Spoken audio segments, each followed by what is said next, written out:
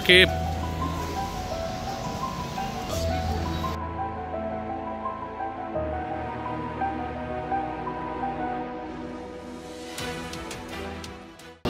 परिमंडळ 3 अंतर्गत Khadakpada police station या ठिकाणी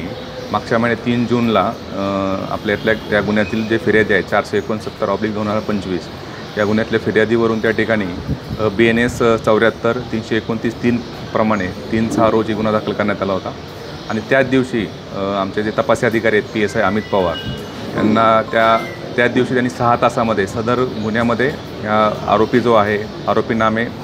ओंकार विक्रांत निकाळजे याच्या विरोधात चार्ज दाखल केलं गेलं होतं। 3 तारखेला चार्ज दाखल झाल्यानंतर मान्य कोर्टामध्ये JMC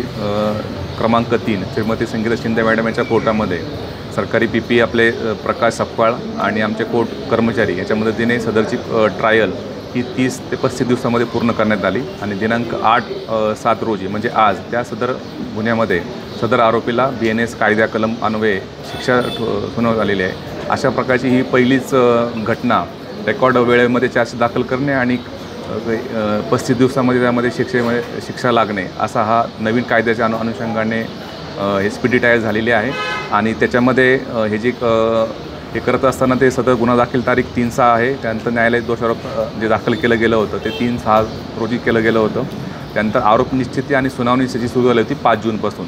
जूनपासून ते आजपर्यंत या 30 ते 35 दिवसामध्ये याच्या पूर्णपणे हिअरिंग्स होऊन त्याच्यामध्ये जवळजवळ 5 साक्षीदार तपासले गेले, त्यानंतर त्या पंच तपासले गेले, त्यानंतर जे IOची आमची साक्ष झाली आणि हे पूर्ण प्रोसेस फॉलो करून याच्यामध्ये डिजिटल एव्हिडन्स जो आहे CCTV फुटेज असेल, त्यानंतर साक्ष्याचा वापर करण्यात आला।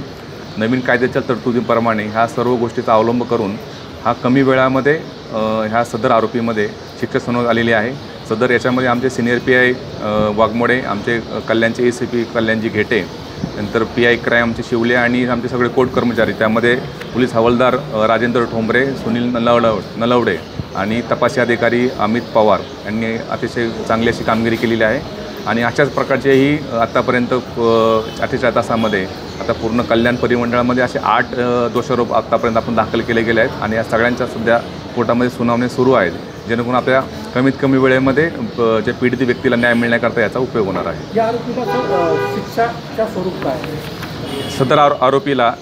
दोन्ही कलमांतर्गत BNS 74 आणि 329 3 प्रमाणे या दोन्ही कलमामध्ये सदर आरोपीला हा दोषी त्यामध्ये त्याला ठरवलं गेलेलं आहे। आणि त्यात BNS 74 मध्ये त्याला 1 वर्ष सक्त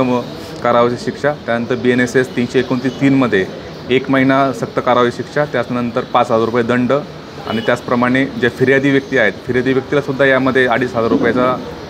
त्यांना सरकार जमा करण्याबाबतचे आदेश त्यामध्ये देण्यात गेले आहेत, जेणेकरून जी काही रक्कम आरोपीकडून वसूल होणार आहे ती फिर्यादीला सुद्धा देण्यात येईल आणि त्याची अर्धी रक्कम जी आहे सरकार जमा करण्यात येईल असा प्रकारचा निर्णय जो आहे कल्याण कोर्टचे JMC श्रीमती संगीता शिंदे JMC क्रमांक 3 यांच्या सुनावणीमध्ये त्यांनी आज त्यामध्ये शिक्षा सुनावलेली आहे।